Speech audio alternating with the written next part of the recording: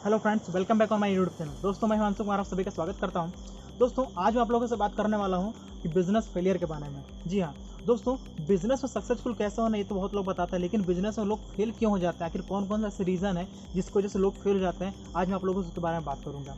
क्योंकि दोस्तों देखिए, होता क्या है कि जब भी कोई बिजनेस शुरू होता है तो उसमें दोनों फेज होता है, पॉजिटिव और निगेटिव। पॉजिटिव मतलब क्या, प्रॉफिट, और निगेटिव मतलब क्या, लॉस। और हर इंसान यही सोचता है बिजनेस में, जैसे ही बिजनेस शुरू करूँगा मेरे पास पैसे की बारिश हो जाएगी, मैं खूब सारा पैसा कमाना शुरू कर दूंगा। लेकिन ऐसा बिल्कुल भी नहीं है दोस्तों। जब भी कोई इंसान बिजनेस शुरू करता है तो उसके लिए जितना ज़्यादा उसके अंदर एक्साइटमेंट रहता है, उतना ही ज़्यादा उसके पास रिस्क का भी होता है कि कहीं पर फेल हो गया तो उसको जो पैसा से इन्वेस्ट किया वो डूब जाएगा, तो फिर आगे वो क्या करेगा। तो दोस्तों, आज मैं आप लोगों से बात करूंगा कि आखिर ऐसे कौन कौन से रीज़न है, ऐसे कौन कौन सी बातें जिसका हमें ध्यान रखना चाहिए कि जिसकी वजह से हमारे बिजनेस में फेल ना हो। दोस्तों, ऐसा बोला जाता है कि इंसान को हमेशा अपनी गलतियों से सीखना चाहिए, लेकिन एक बिजनेसमैन को अपनी गलतियों के साथ साथ एक दूसरे बिजनेसमैन की गलतियों से भी सीखना चाहिए, क्योंकि आपके पास इतना टाइम नहीं है कि आप एक बार गलती खुद करें, फिर सीखें, फिर आप नुकसान सहें, फिर उसको प्रॉफिट में लेकर के जाएं। तो ऐसे में आपको मार्केट में रन करने में बहुत ज़्यादा टाइम लग जाएगा। तो ज़रूरी ये है कि आप दूसरे गलतियों से, दूसरे बिजनेसमैन की अगर गलती से आप सीखेंगे तो आपको अपने पे टाइम खुद को ग्रो करने पर ज़्यादा मिल पाएगा। और फिर आपको कभी भी ऐसा नौबत नहीं है कि आपको अपना बिजनेस या फिर अपनी कंपनी चाहे अपना ऑफिस को बंद नहीं करना पड़ेगा। तो दोस्तों, आइए चलिए शुरू करते हैं और हम जानते हैं कि बिजनेस में किन किन चीज़ों का ध्यान रखना है जिससे वजह से हम बिजनेस में फेल ना हो। दोस्तों, कई लोग बिजनेस सिर्फ इसलिए शुरू करना चाहते हैं ताकि वो खूब सारा पैसा कमा सके। दोस्तों, आपका बिजनेस में पैसा कमाने का रीज़न होना चाहिए, ये ज़रूरी है, लेकिन सिर्फ पैसा कमाना ही आपका रीज़न हो ऐसा बिल्कुल भी नहीं होना चाहिए। क्यों?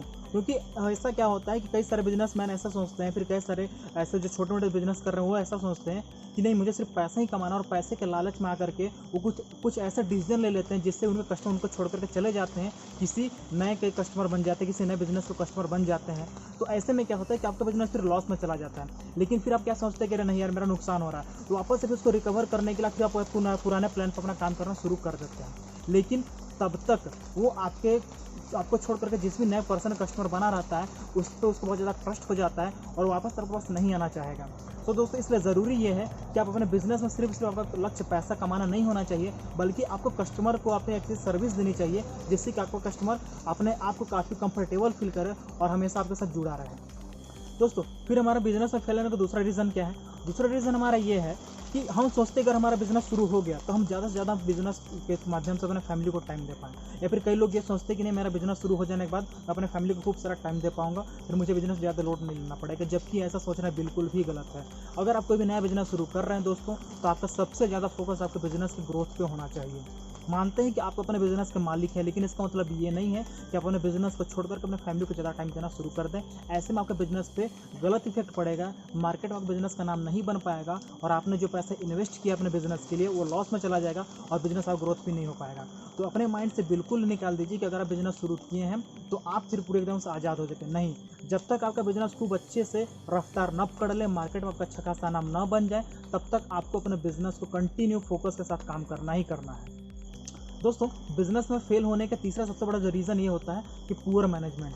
मतलब क्या कि आपकी जो व्यवस्था है ना वो अच्छी नहीं होती है। हम क्या करते हैं कि हमको बिजनेस में आप कोई बहुत अच्छा अपना बिजनेस ओपन किया, उसमें खूब सारा पैसा इन्वेस्ट किया, लेकिन अगर आपका मैनेजमेंट ही अच्छा नहीं होगा तो आपका बिजनेस आगे नहीं बढ़ सकता है। क्योंकि दोस्तों देखिए, जब भी आप कोई नया बिजनेसमैन अगर कोई बिजनेस शुरू करना चाहता है, फिर शुरू करता है, तो उसके पास में प्रोडक्ट के बारे में, सेलिंग के बारे में, फाइनेंस के बारे में कोई बहुत अच्छी जानकारी नहीं होती है, जिसके वजह से वो अच्छे लोगों को अपनी कंपनी में हायर नहीं कर पाता है। और नई कंपनी के होने की वजह से अच्छे लोग या फिर एक्सपीरियंस वाले पर्सन आपके कंपनी में नहीं आना चाहते हैं। तो ऐसे में क्या होता है कि आप अपने कम बजट के चलते आप ऐसे लोग को हायर कर लेते हैं जिनके पास एक्सपीरियंस कम होता है, और जब तक वो कोई नई गलती ना करे तब तक आपको पता नहीं चलता है कि मेरा क्या नुकसान हो रहा है, मेरे साथ क्या गलतियां हो रही हैं। तो ज़रूरी ये है कि आप ये भी जानें कि जब भी आप कोई बिजनेस शुरू कर रहे हैं तो आपके पास जो मैनेजमेंट होना चाहिए ना वो अच्छा होना चाहिए। आप इस चीज़ को लेकर हमेशा सतर्क रहें, क्योंकि एक अच्छा मैनेजमेंट करने के लिए एक अच्छे लीडर की ज़रूरत पड़ती है और लीडर आपके बिजनेस बहुत आगे लेकर के जा सकता है। दोस्तों, बिजनेस में फेल होने का चौथा सबसे बड़ा रीज़न ये होता है कि इनसफिशिएंट कैपिटल।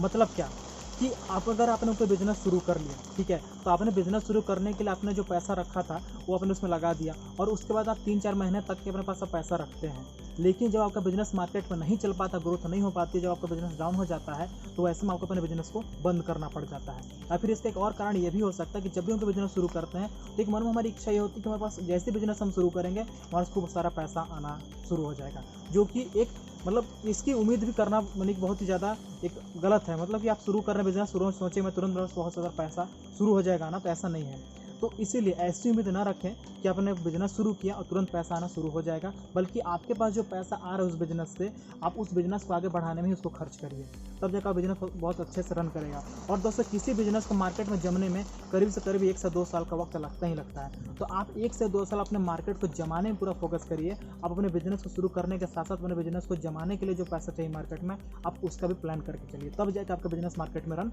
कर पाएगा। दोस्तों 5वां बिजनेस में फेल होने का सबसे बड़ा रीज़न ये होता है हमारा गलत लोकेशन। जी हाँ, कई बार ऐसा होता है कि हम अपना लोकेशन ऐसा चूज कर लेते हैं जहाँ पे हम जो प्रोडक्ट हम लॉन्च करते हैं मार्केट में उसकी वहाँ पे डिमांड ही नहीं होती है, या फिर आप किसी ऐसे जगह लोकेशन को चूज कर लेते हैं जहाँ पे जो सर्विस आप दे रहे हैं वो सर्विस पहले से कई सारे लोग दे रहे हैं लोगों को और लोग उसका बेनिफिट भी उठा रहे हैं, तो ऐसे में आपका बिजनेस बर्बाद होने का चांस ज़्यादा रहता है। तो इस बात का हमेशा ध्यान रखें कि आप जिस जगह बिजनेस शुरू करने जा रहे हैं आप लोकेशन जरूर चेक कर लीजिए कि मैं जो सर्विस वहाँ पे देने जा रहा हूँ क्या वहाँ पर उसकी डिमांड है या नहीं, क्या वहाँ के लोग मुझ तक पहुँच पाएंगे या नहीं, क्योंकि लोकेशन बहुत ही ज़्यादा मैटर करता है अपने बिजनेस को आगे बढ़ाने में।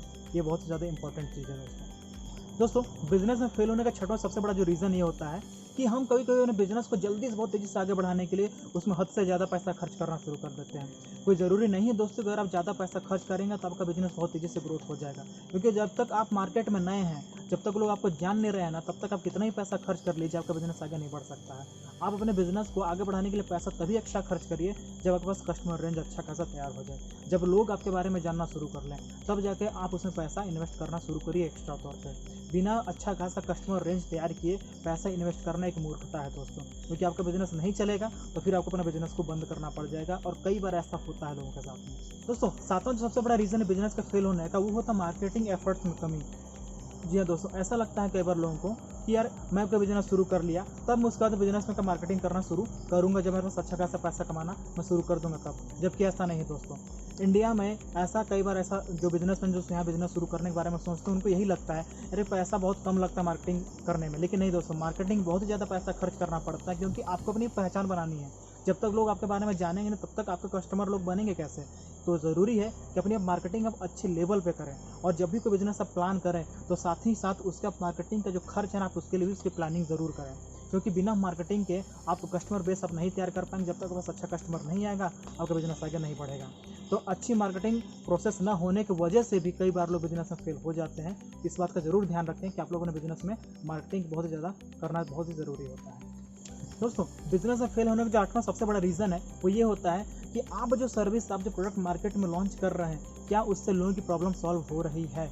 अगर नहीं तो अभी आपका बिजनेस फेल हो जाएगा, क्योंकि लोग आपके प्रोडक्ट को तभी लेना शुरू करेंगे जब उनकी ज़रूरत होगी, और लोगों की ज़रूरत तभी होगी जब उनको समस्या होगी। तो ज़रूरी ये है कि आप मार्केट में उनको वही प्रोडक्ट सर्विस देना शुरू करिए जिसकी उनकी ज़रूरत है, जिसकी वजह से उनकी प्रॉब्लम की सॉल्यूशन निकल पाए।